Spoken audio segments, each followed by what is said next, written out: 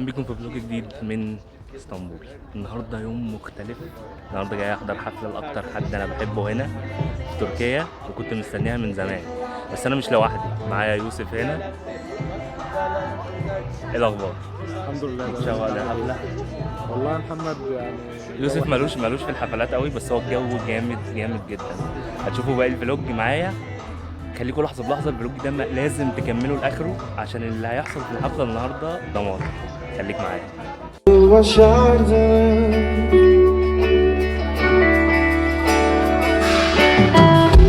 Benden bir uyumsuz yaratmayı nasıl başardınız?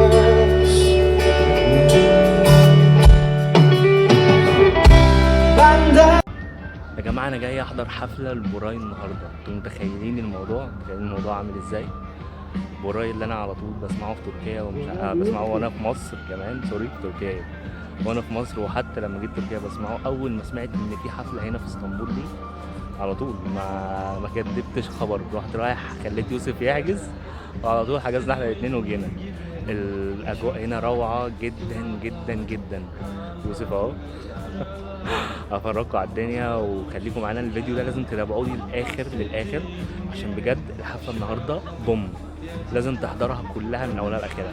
هو مش براي بس اللي بغني، في براي وفي كالبن وفي اتنين باند كمان، الصراحه ما اعرفش اسمهم يعني، مش بسمعهم. بس هو اهم حد بالنسبه لي النهارده براي طبعا.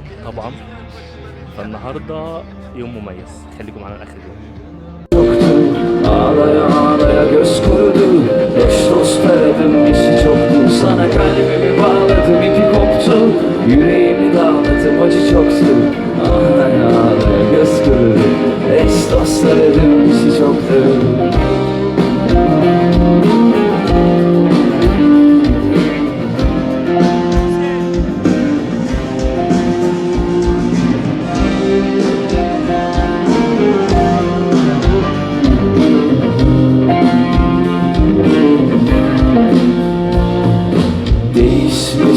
Buraların düzeni kaç zaman olmuş senin benim. Yanımda sen şanlıydım yine. Yeni bir şarkı, yeni bir sen. Düşünceler üstümden. Yeni bir sayfa.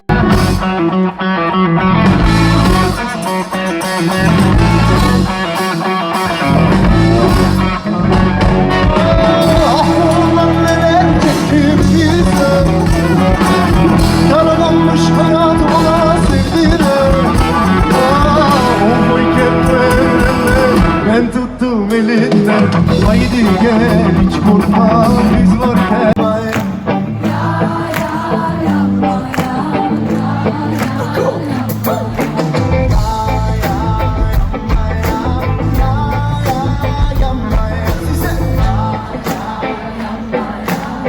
يا جماعة وهم بجد، مش عارف انتوا سامعيني ولا لا، بس الجو هنا عالي جدا جدا. Paranıza değer veren insan. قول لهم هنا مش عايز اقول لكم يا جماعة، يعني هو محمد بيحاول بس يعني جاي، يعني الموضوع جاي خلاص. بحاول اغطي الحفلة كلها، بس عشان الاغاني ما ينفعش تطلع عشان كوبي رايت، ففي تصوير عالي قوي جاي المرة الجاية. يلا يا يوسف. دول اصدقائنا يا جماعه، اتعرفنا عليهم هنا في الحفله. رمله وجريش جيكوب.